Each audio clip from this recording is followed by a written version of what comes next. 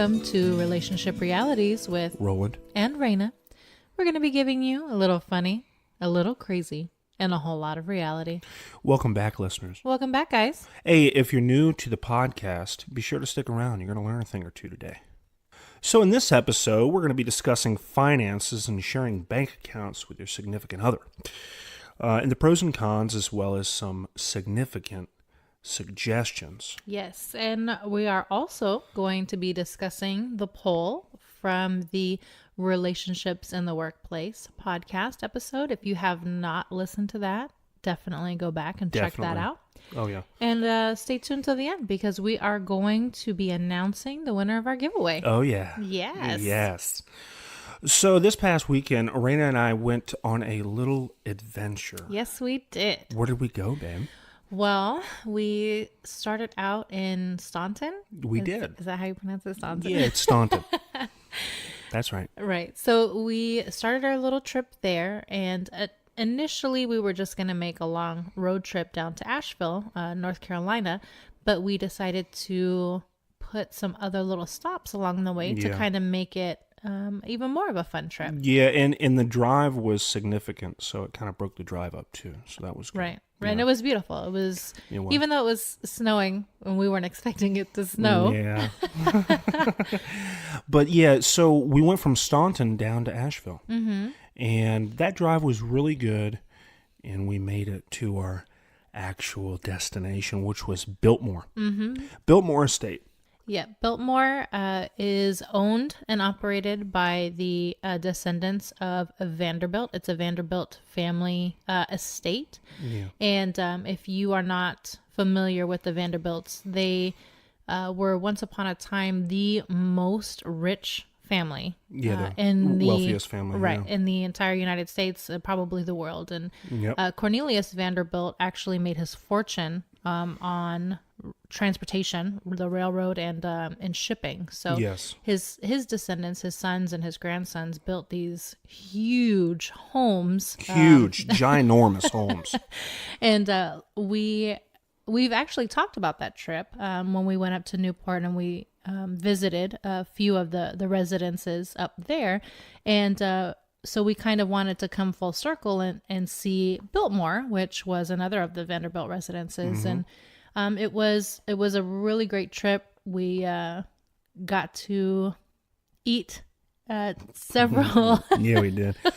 Yeah, we definitely got to eat, didn't we? Yes, it was really good food over there. It was amazing. We definitely probably ate a little bit too much, but it is what it is. And we had a great time. And we went on some beautiful drives, and we took the Blue Ridge Parkway. Blue Ridge Parkway. That was a beautiful drive. Mm-hmm. I think the elevation went up to 5,100 feet. Something like that, yeah. Yeah, it was very significant. It was awesome. The views were great. Mm-hmm. It was a wonderful trip. It was. It is definitely a drive that we plan to take again, either later in the springtime or the early fall, because I'm sure the colors are going to be amazing. They're going to be amazing in the spring especially. The fall would be even better. Oh, because absolutely. Of the yellows and the reds and stuff. The pictures would come out awesome in the video too. So I'm sure you're wondering how all of this ties into finances. Well, when Roland and I decided to take this trip this past weekend, we had to sit down and decide how much money we were going to be spending on this trip. We couldn't just spend money all willy-nilly. We had to communicate and be honest about what we were going to do, and that's what you do in relationships. When you are in a long-term relationship, you really need to sit down with your partner and discuss it. And I'm sure most people, when they're adults, have had at least one significant relationship where finances has come up. Yeah. Oh, absolutely. Mm-hmm. All right. So first things first is we're not telling you how to spend your money. Right. Right. We're not telling you how to handle your finances. We're just discussing the pros and the cons of having an actual joint bank account or an account in a long-term relationship. Exactly.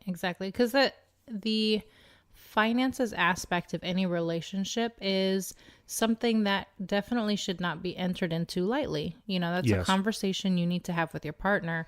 And not everybody has the same point of view when it comes to spending money. Yeah. So we're definitely not telling you how to spend it, right, or or what to do. what to do with it at all. Exactly. So for me, in previous relationships, and these are long-term relationships, I never felt comfortable having joint accounts. I always maintained my own individual account and with no access. I never allowed my significant other to have access to my account. Right. And the reason for that, for me at the time, was, I was extremely independent. And not only that, but I was also a mother to 2 children and not with the father of my kids. So to me, I was very much a single mother. And even though I was in a committed relationship, I still always put my children first. And what I mean by that is, I guess I always looked at it from the perspective that if something were to happen, I still needed to be able to provide for my children. Absolutely. And, Absolutely. And it may seem like a very fatalistic viewpoint, but at the time it was the only viewpoint that I knew. And, in my mind, if the relationship were to go south and that person, my partner or whatever, decided to clear out our bank account, how was I going to make ends meet for my children? Yeah, I understand that. So, that was my thought process at the time. And it served me well. I fortunately never had that issue in my relationships. Both of us were always very successful in our careers. So it was never something where we relied on each other financially.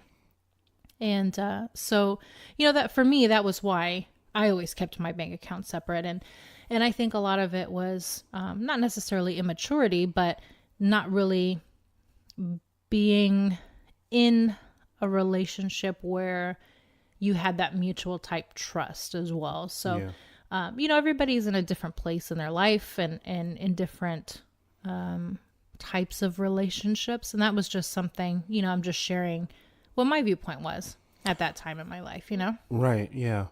It was the same thing for me. Pretty much exactly. For me, it came down to an immaturity thing. I didn't feel like the individual that I was with was mature enough to even think about handling any version of my money. Right. It really doesn't matter to me about how much they made or versus how much I made. It's just, if I'm working hard for what I have, okay, I'm not going to put that towards somebody I don't feel is mature enough to handle that. Right. So irresponsible. Irresponsible. With money. Okay. Yes. Now, I was never in the situation you were in. I don't have children. Right. So I didn't have that responsibility. That's a huge responsibility.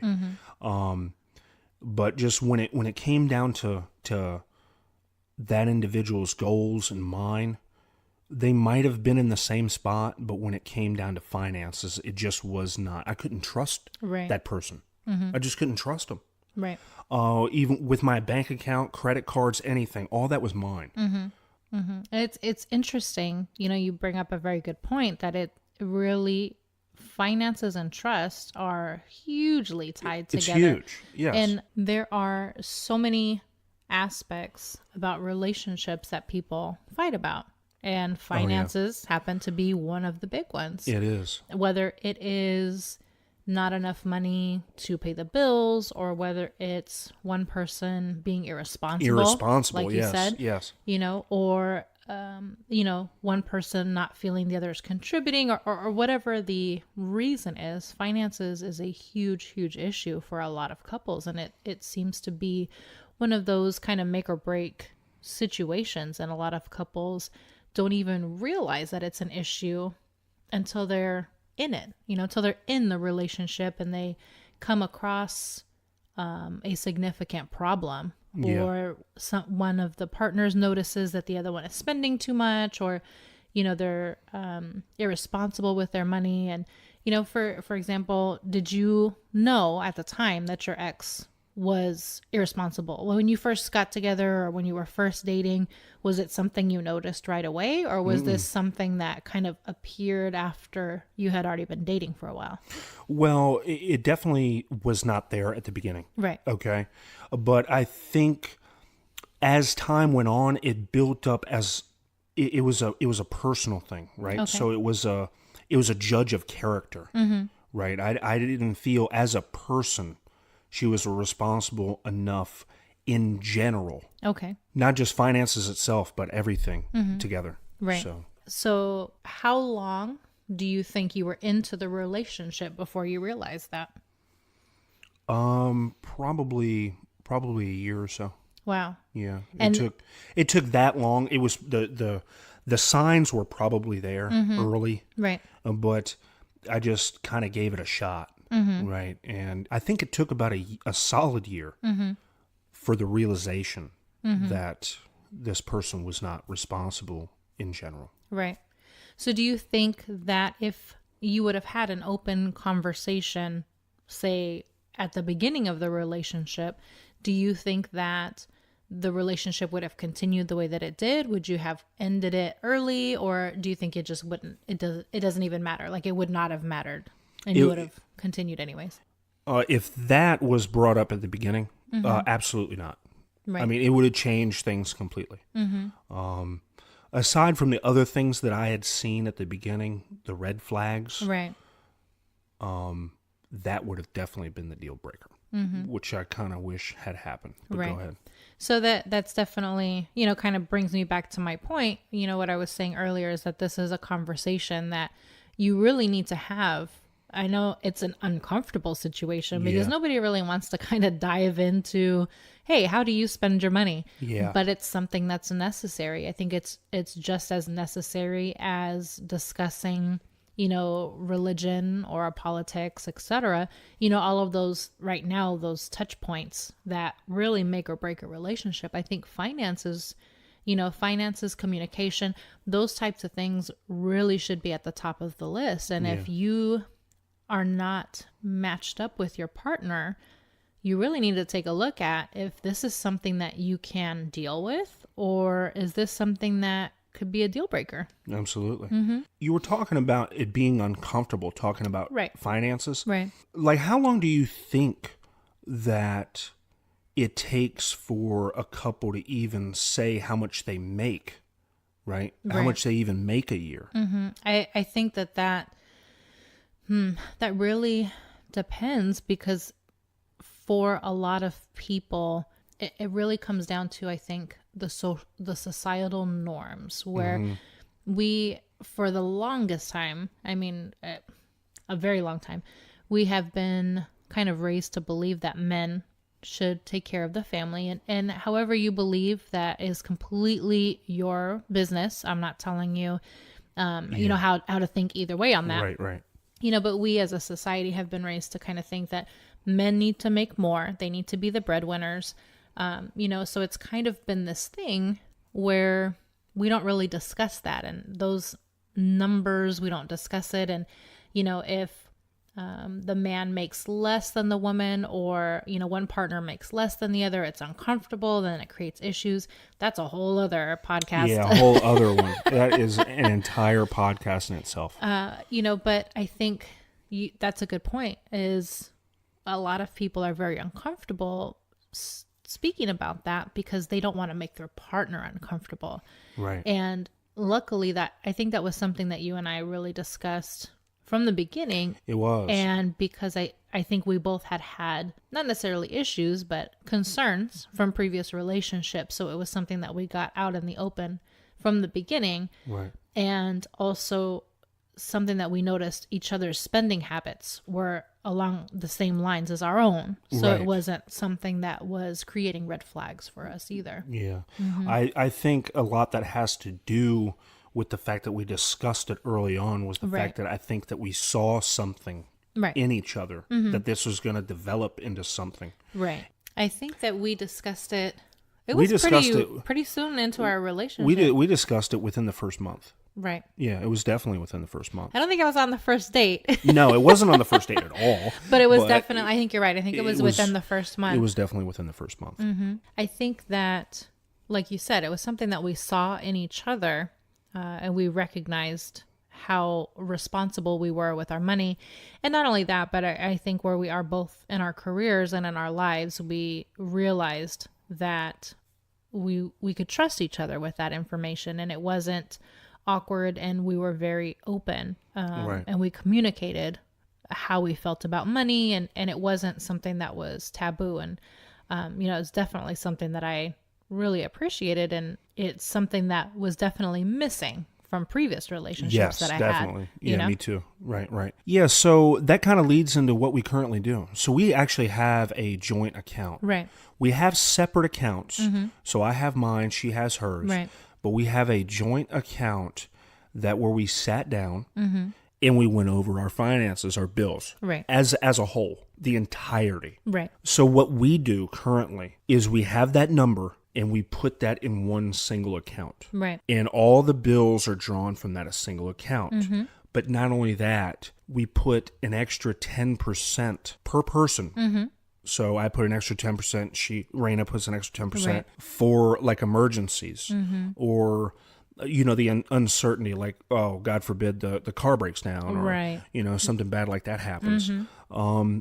We also occasionally pull from there to have fun with, Right. go on a trip or do this or do that. So it's kind of like our couple, savings account. And, just to clarify, we don't each put in the full amount of the bills. We divide it in half. Right, so right, Roland right. takes one half of it and I take the other half. And then we add the 10% on top of that, because that would be a lot of money. Yes, it would be. It would be. But it's something that has worked really well for us because, like Roland was saying, it opens the lines of communication.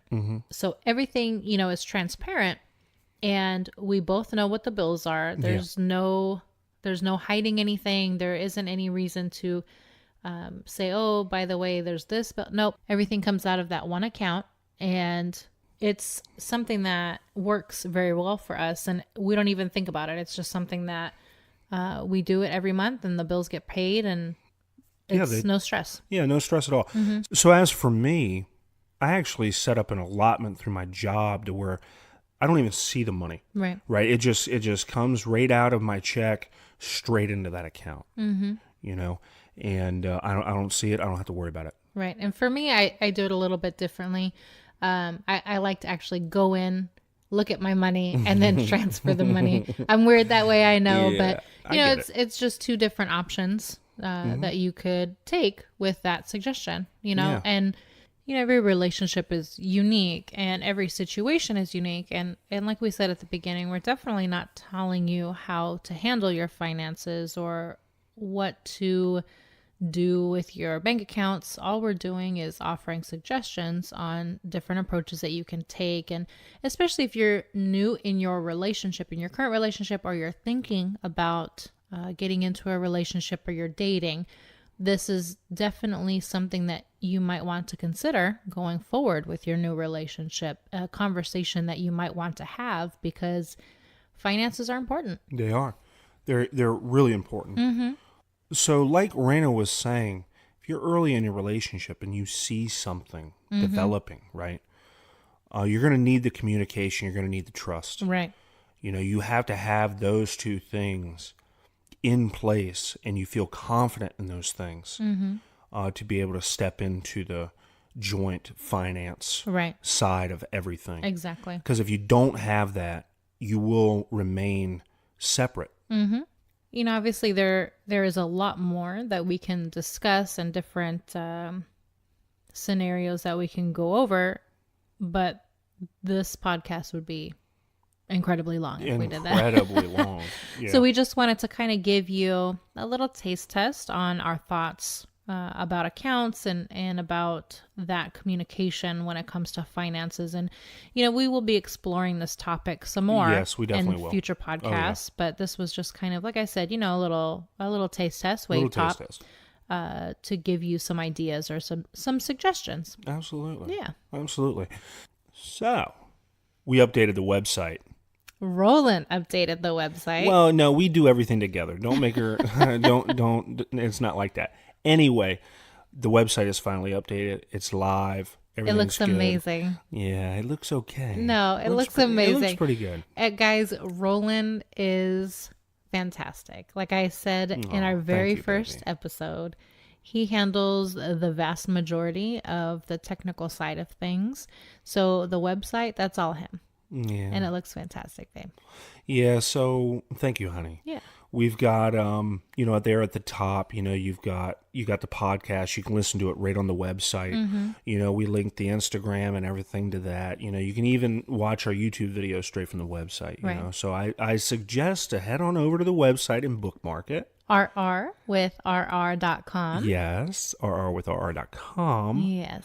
And also we've got a little blog side. So we're going to be adding little articles and blog posts and stuff like that. And especially episodes like last week's episode, you might get a little bit of a backstory blog post that goes along with the episode. Yeah, there's a backstory with that. So like Raina said, we'll add some backstory every now and again to our podcast. Absolutely. And there is also a lot of other fun stuff on our website, that links to our YouTube videos.